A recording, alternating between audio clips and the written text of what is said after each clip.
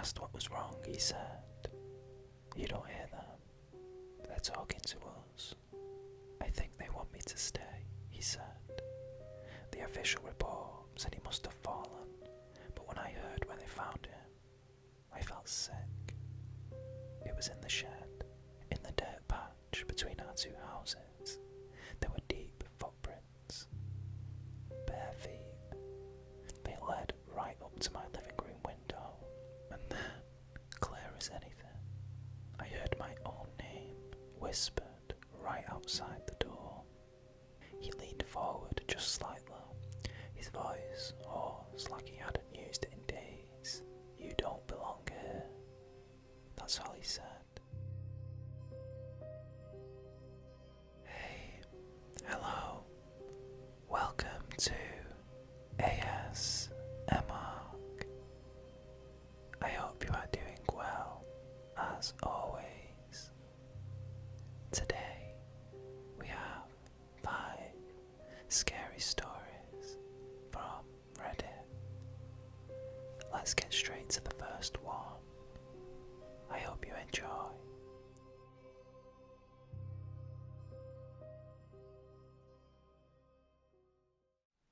We weren't kids anymore, but that didn't stop us from acting like it.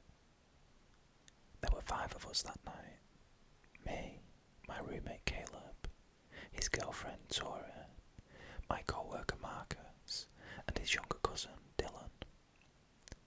It was Dylan's idea to drive out to Miller's Quarry. He'd just turned 21 and wanted to do something legendary. Miller's Quarry was the kind of local spot everyone had heard rumours about growing up. Supposedly, back in the 70s, a group of workers went missing in one of the tunnels, and their bodies were never recovered. Parents told their kids not to sneak out there, which of course meant half the teenagers in town had done it at least once. I'd gone years ago during high school, just an abandoned pit, some graffiti, old beer cans, and a lot of echo. I remember it being eerie, sure, but not terrifying. Still, when Dylan suggested it, I wasn't thrilled, but none of us wanted to be the one to back out, so we packed some beers, grabbed a couple of flashlights, and drove out past midnight. The quarry sat at the end of a half-paved road, nothing but dark tree lines stretching in all directions. When we killed the engine, the silence felt heavier than I remembered. That was the first sign.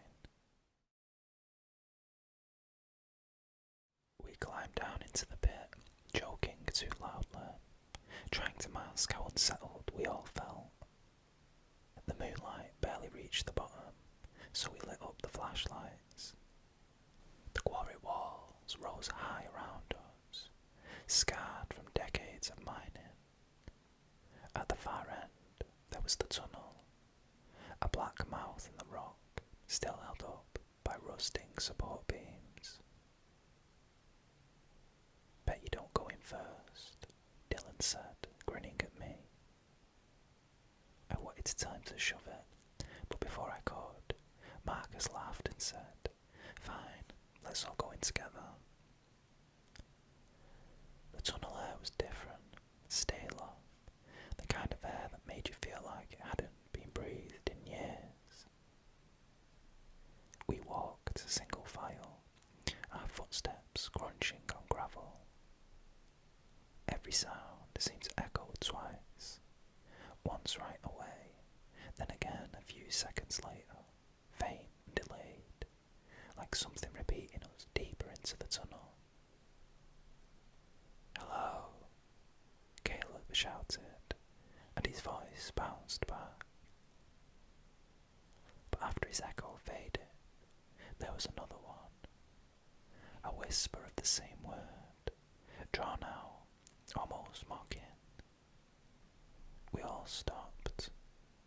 Tori said it was just the acoustics, but none of us spoke again for a while. The deeper we went, the colder it got. My flashlight flickered, and for a split second, I swore I saw someone ahead of us. Not one of us. Someone standing just far enough to blend in with the dark. "Did you see that?" I whispered to Caleb, but when I swung the light back, there was nothing there. Then Dylan started acting weird.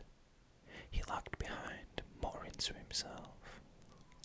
When we asked what was wrong, he said, "You don't hear them. They're talking to us." We tried to laugh it off, but he looked dead serious. His eyes darted back and forth like he was following something just over our shoulders. When we decided to head back, Dylan wouldn't move. He stood rooted to the spot, staring into the tunnel. "I think they want me to stay," he said. That's when Marcus grabbed him and started pulling. Dylan fought him harder than he should have been able to. His voice changed, deeper, rasping like it wasn't just him anymore. "They said one of us has to stay." We didn't argue. We didn't even try to reason with him. Marcus finally got him moving, and the rest of us practically ran, half dragging him back through the tunnel until we spilled out into the open quarry air. But the moment we crossed out of the tunnel, Dylan went completely limp. We thought he'd passed out, but when we checked him, his eyes were wide open, staring at nothing. He wouldn't respond, wouldn't blink. We shouted his name, slapped him, shook him, nothing. Finally, after what felt like hours, he gasped and came back. He had no memory of fighting us. Said the last thing he remembered was walking into the tunnel and hearing a voice call his name. We didn't tell him what he'd said. The ride home was silent. Nobody made a joke. Nobody even turned on the radio. It's been 3 years since that night. The 5 of us haven't all been in the same room together since. And here's the part I can't shake. Sometimes, when it's late and the house is quiet, I'll hear it again. That delayed echo of my own voice. Only now, it doesn't wait for me to speak first.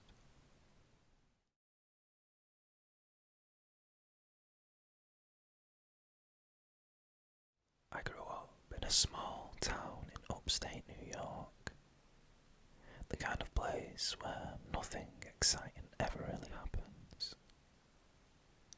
We didn't have a mall, or a movie theatre, or anything that drew people in. What we did have was the train yard. It wasn't even an active hub anymore, just a stretch of rusting tracks and a couple of abandoned freight sheds.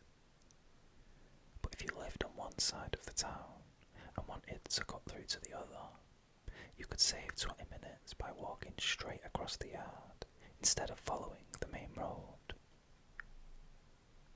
My parents had always told me not to do it. They'd say it wasn't safe, that there were drop-offs, loose gravel, and God knows who hanging around down there. But when I was a teenager, I used that shortcut all the time. Everyone did. This happened in the summer after high school, a sticky August night when the air felt heavy and no breeze moved through town. I'd stayed late at a friend's house. I lost track of time, and by the time I left, it was past midnight.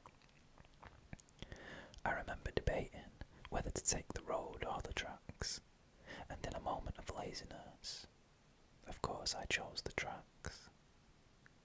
That was the last night I ever walked that way. It was quiet, aside from the hum of the insects cracks and the occasional clatter of a loose rail shifting as I stepped on it. It was dead. The yard stretched wide, flat and empty under the pale glow of the moon. I didn't see another soul at first, but then, maybe 20 yards ahead, I noticed someone, a man. He was standing perfectly still between two lines of track facing away from me. His clothes were strange, not modern.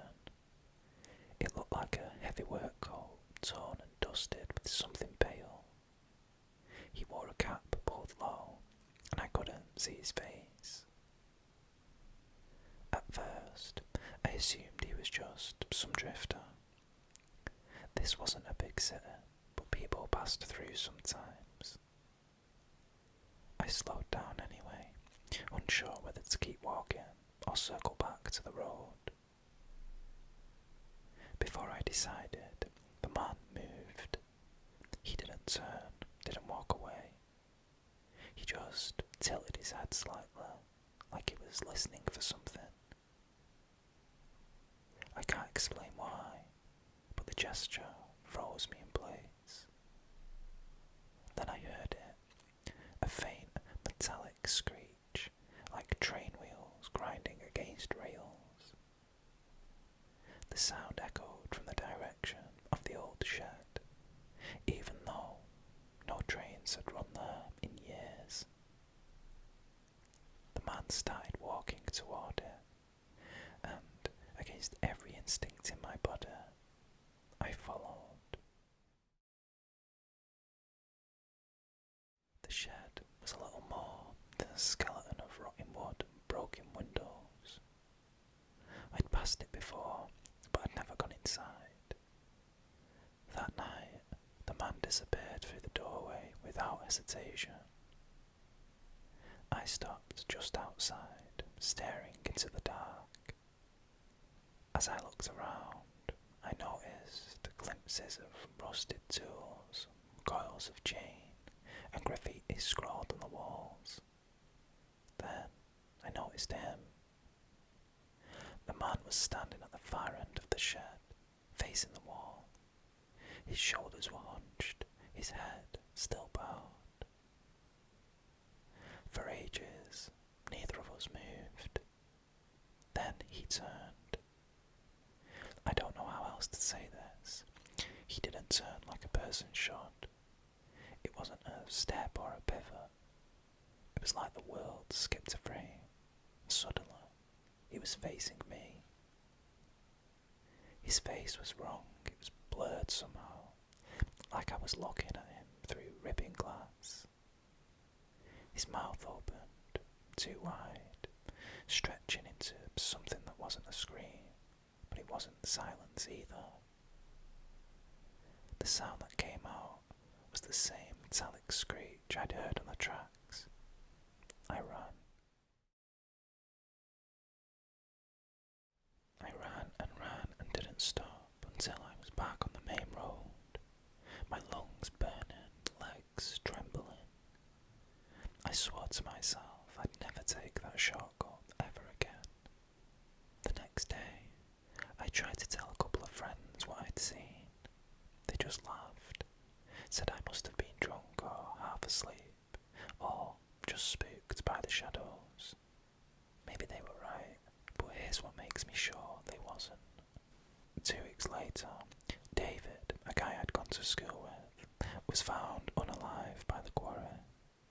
He'd been walking home late at night, and for some reason, he'd taken the tracks. The official report said he must have fallen, cracked his head. But when I heard where they found him, I felt sick. It was in the shed, and they said his face was so badly damaged, they had to close the casket. I've never set foot near those tracks again.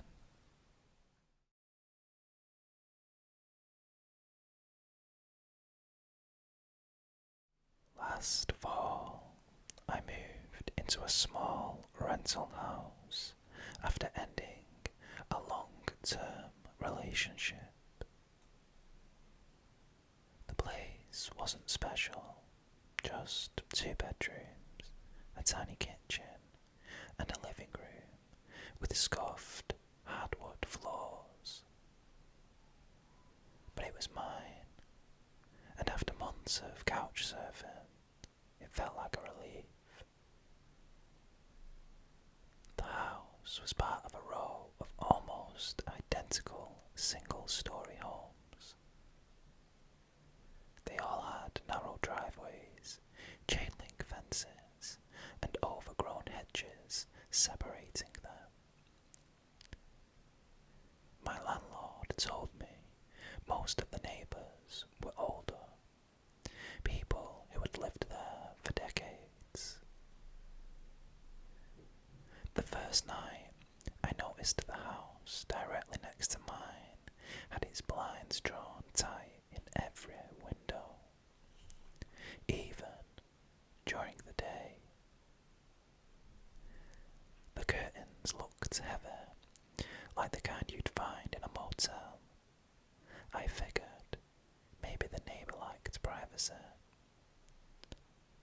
But later that week, as I was taking the trash out, I glanced up at the second floor window, the only one not completely covered. A pale face was there, pressed against the glass, staring directly at me. When I froze, it moved back into the darkness, quick but deliberate. I tried to shrug it off. Maybe it was just a curious kid. But as the weeks passed, I realised it wasn't random. Every time I came home late from work, I'd see the blinds in that upstairs window shift. Not much, just enough to catch the faint outline of someone moving them aside. Once, when I brought groceries inside, I left the curtains in my kitchen open whilst I unpacked. That window directly faced the neighbours. For a solid 10 minutes, I could feel eyes on me. I didn't look up, but my hands shook as I shoved eggs into the fridge. The strange part was, whenever I passed that house during the day, it was silent. No car in the driveway, no mail picked up, grass growing long, hedges untrimmed. I asked the landlord who lived there, and he just shrugged. A couple bought it years ago. I think the husband passed away. The wife's still around, my guess. Still around. That didn't explain the face I saw. One night, I was woken up at around 3 a.m. by a noise outside my bedroom window. A faint scrape against the siding. I held my breath, straining to hear. After a few seconds, it stopped. In the morning, I saw faint smudges on the glass, like fingerprints dragged down from the top. The following week, things got worse. When I walked past the spare bedroom, I noticed the blinds open an inch, even though I always kept them closed. From the angle, the view lined up perfectly with the upstairs window next door. That night, I couldn't resist. I turned off every light in my house and slowly pulled my living room curtain back. The neighbour's upstairs window was wide open, and there was a figure standing in it, tall, unmoving, head tilted slightly down toward my house. I stood there for what felt like forever, watching. The figure didn't shift, didn't step back, didn't even blink.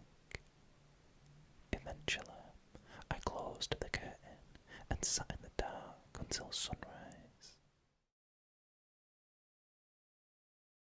By then, I was sleeping on the couch with the TV on just for the comfort of noise. A week later, I came home late from work and saw something that made me feel sick. In the dirt patch between our two houses, there were deep footprints. Bare feet. They led right up to my living room window. That was enough. I packed some things and left that night. I stayed with a co-worker whilst I looked for a new place. The landlord called me a month later, furious I'd left without notice. I didn't care. When he asked why, I told him. He went quiet for a moment and then said, "You're not the first tenant who's mentioned that, but the woman who lived next door, she died 3 years ago."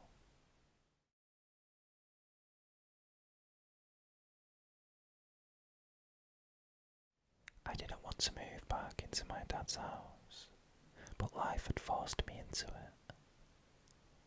After losing my job and breaking up with my girlfriend, I couldn't afford rent anymore. My dad offered me the spare room until I got back on my feet. The house wasn't huge, just an old 2-story place in a quiet neighbourhood. But it had a heavy feel to it, the kind of stillness that isn't comforting. I'd grown up there, so I thought maybe it was just nostalgia mixed with resentment. But it wasn't long before I realised something was off. Dad spent most nights at his girlfriend's, so the house was usually just mine. At first, I enjoyed the quiet. No one to share the bathroom with, no one to comment on me eating cereal for dinner. But after a week, I started hearing things at night. It was small at first, the creak of a floorboard when no one was walking, the faint groan of the stairs as if weight shifted on them. Houses make noises, and I knew that. Old wood settles, pipes expand and contract. But the sounds weren't random. They came in a pattern, like someone walking slowly from the far end of the hall toward my bedroom door. And always stopping just outside. The first time I heard it, I thought I was dreaming. It was faint, barely audible. A whisper, right outside my door. Not words I could make out, but the rhythm of speech. Like someone talking quietly, too close to hear clearly. I froze in bed, holding my breath. The whisper would rise and fall, sometimes pausing, as if waiting for me to respond. My skin prickled. After what felt like minutes, I finally worked up the courage to sit up, flick on the lamp, and open the door. The hallway was empty, but the whispering stopped the second the door creaked open. Over the next few nights, it came back, always faint, always at the same spot outside my door. Sometimes it sounded like one voice, and other times like two overlapping, hushed and urgent, as if in an argument. I started sleeping with headphones in, playing podcasts loud enough to drown it out. But that only worked until one night, when I woke to silence. No voices, no footsteps, and I realised my headphones had slipped off. I lay there in the dark, waiting, and then, clear as anything, I heard my own name whispered right outside the door. to ignore it. Curiosity got the better of me. One night, when the whispering began, I decided to trick it. I turned off my lamp, left the door cracked open a few inches, and I pretended to sleep. From my bed, I had a narrow line of sight into the hallway. The whispering grew louder.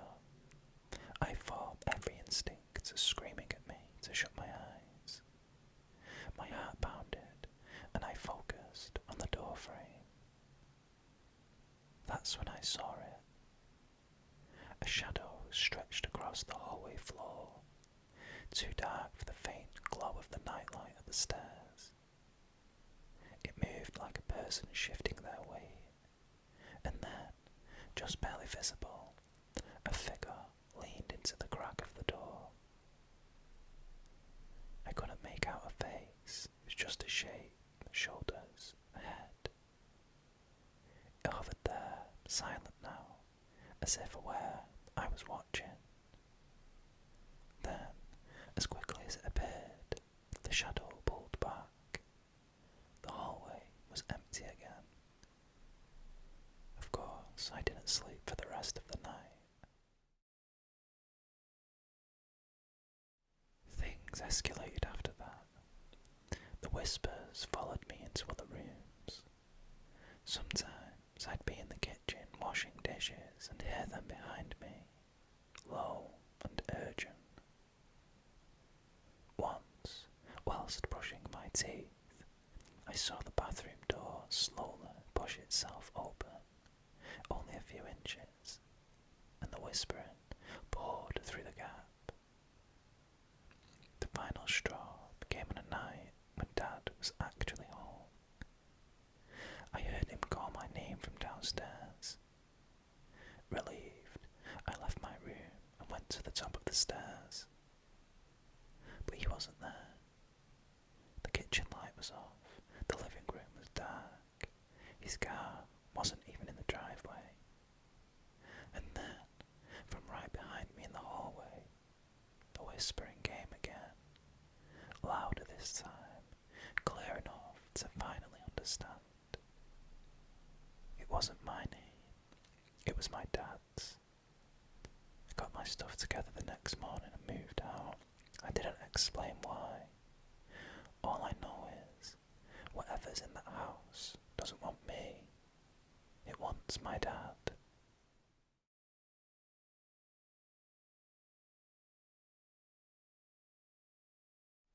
For years, I've had the same routine on Friday nights.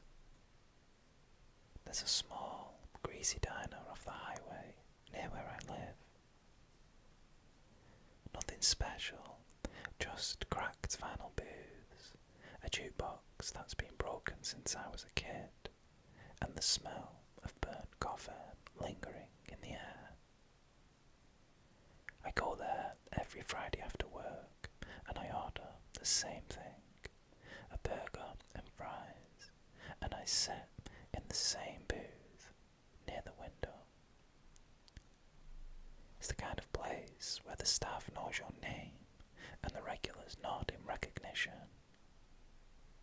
I like the quiet, the predictability of it. And then, he showed up. At first, he seemed normal enough. A man in his 50s maybe, wearing a grey coat no matter the weather. He came in alone, sat at the counter, and didn't order food. Just black coffee. Always black coffee. The strange part was how he'd never drink it. He'd stir it slowly, like he was waiting for it to cool, then leave it untouched when he eventually walked out. I wouldn't have noticed if it only happened once, but this happened every Friday. The third week, I realised he was watching me. Not in an obvious way. He wouldn't turn his whole body, wouldn't lean toward my booth. But when I looked up from my plate, his eyes were always on me. Not curious, not just fixed. I told myself maybe he looked at everyone like that. Maybe his mind wandered and I just happened to catch his gaze. But the longer it went on, the less I could convince myself. It became a cycle. I'd cut into my burger, feel the weight of his eyes, and glance up to confirm. Every time, he was already staring. He never looked away. Once, I tried to smile at him, just to break the tension.